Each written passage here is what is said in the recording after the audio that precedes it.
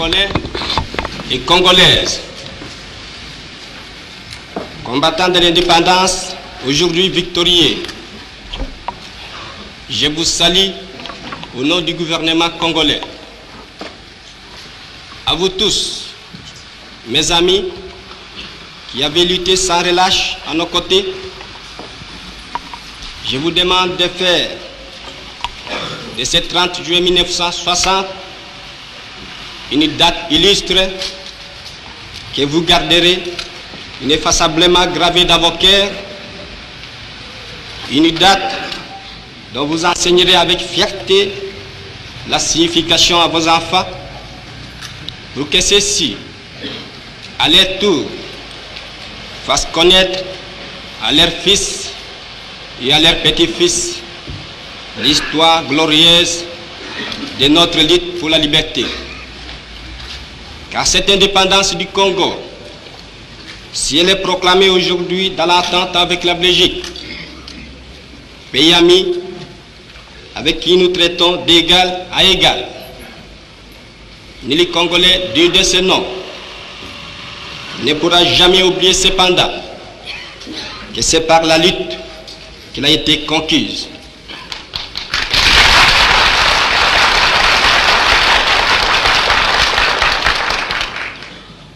Une lutte de tous les jours,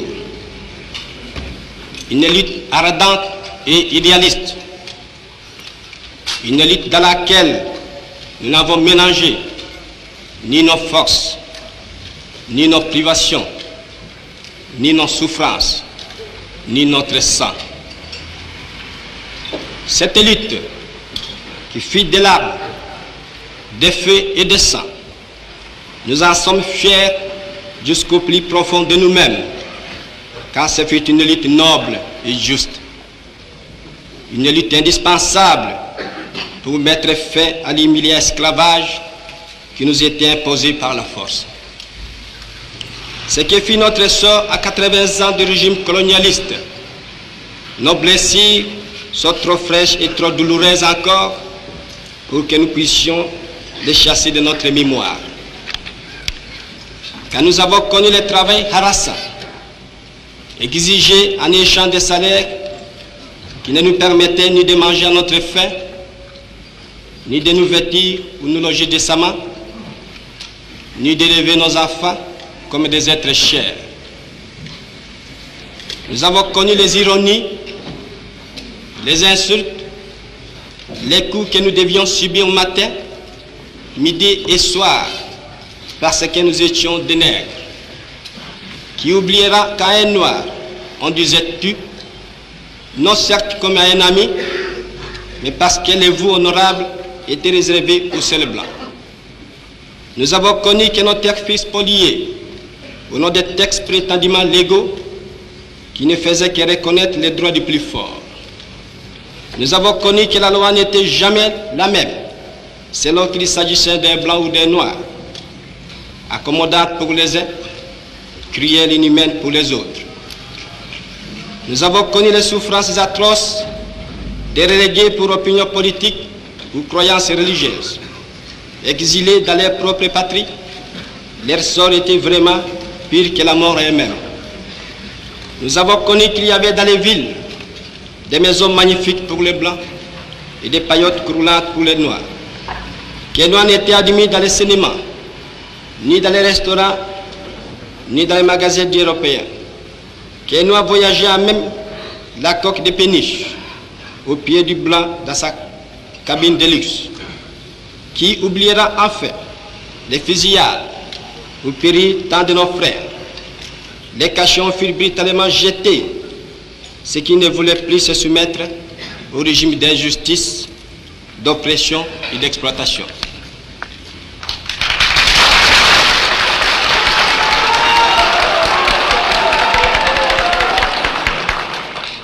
Tout cela, mes frères, nous en avons profondément souffert. Mais tout cela aussi, nous que les votes de vos représentants élus a agréé pour diriger notre cher pays, nous qui avons souffert dans notre corps, et dans notre quai de l'oppression colonialiste, nous vous le disons, tout cela est désormais fini. La République du Congo a été proclamée et notre cher pays est maintenant entre les mains de ses propres enfants.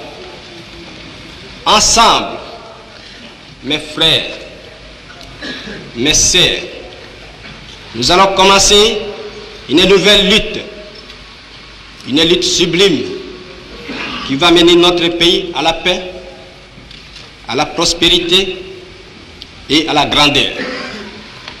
Nous allons établir ensemble la justice sociale et assurer que chacun reçoive la juste rémunération de son travail.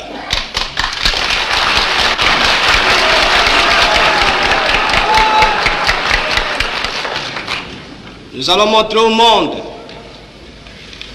ce que peut faire l'homme noir quand il travaille dans la liberté. Et nous allons faire du Congo le centre de rayonnement de l'Afrique tout entière. Nous allons veiller à ce que l'été de notre patrie profite véritablement à ses enfants. Nous allons revoir toutes les lois d'autrefois et en faire de nouvelles qui seront justes et nobles. Nous allons mettre fin à l'oppression de la pensée libre et faire en sorte que tous les citoyens jouissent pleinement des libertés fondamentales prévues dans la Déclaration des droits de l'homme.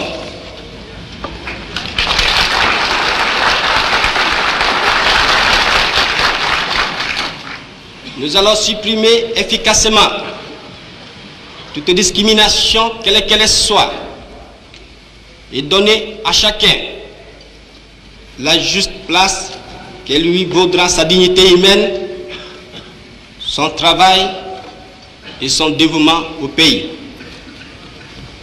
Nous allons faire régner non pas la paix des fusils et des baïonnettes, mais la paix des cœurs et de bonne volonté.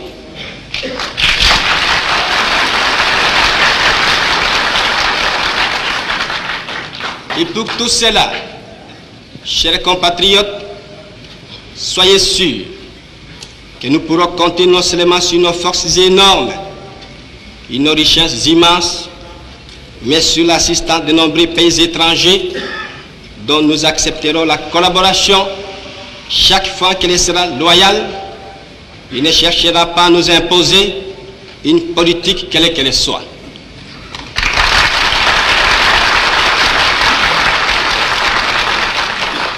Dans ces domaines, la Belgique, qui comprenant en fait l'essence de l'histoire, n'a pas essayé de s'opposer à notre indépendance, est prête à nous accorder son aide et son amitié, et un traité vient d'être signé dans ce sens entre nos deux pays égaux et indépendants. Cette coopération, j'en suis sûr, sera profitable aux deux pays. De notre côté, tout en restant vigilants, nous saurons respecter les engagements librement consentis. Ainsi, tant à l'intérieur qu'à l'extérieur, le Congo nouveau, notre chère République, que mon gouvernement va créer, sera un pays riche, libre et prospère. Mais pour que nous arrivions sans retard à ce but, vous tous, législateurs et citoyens congolais, je vous demande de m'aider de toutes vos forces. Je vous demande à tous d'oublier les querelles tribales qui nous épuisent, qui risquent de nous faire mépriser à l'étranger. Je demande à la minorité parlementaire d'aider mon gouvernement par une opposition constructive et de rester strictement dans les voies légales et démocratiques. Je vous demande à tous de ne reculer devant aucun sacrifice pour assurer la réussite de notre grandiose entreprise. Je vous demande enfin de respecter inconditionnellement la vie et les biens de vos concitoyens et des étrangers établis dans notre pays. Si la conduite de ces étrangers laisse à désirer, notre justice sera prompte à les expulser du territoire de la République. Si par contre leur conduite est bonne, il faut les laisser en paix, car eux aussi travaillent à la prospérité de notre pays. L'indépendance du Congo marque un pas décisif vers la libération de tous les continents africains.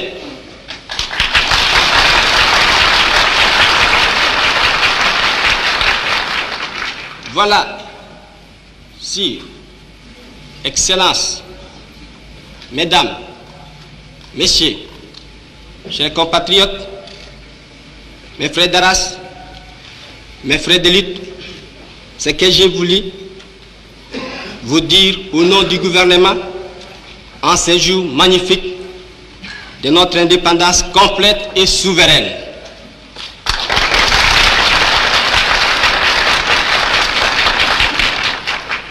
Notre gouvernement fort, national, populaire, sera le salut de ce pays. J'invite tous les citoyens congolais, hommes, femmes et enfants, de se mettre résolument au travail en vue de créer une économie nationale prospère qui consacrera notre indépendance économique.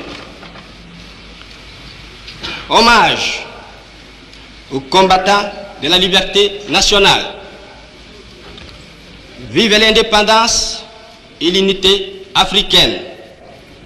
Vive le Congo indépendant et souverain.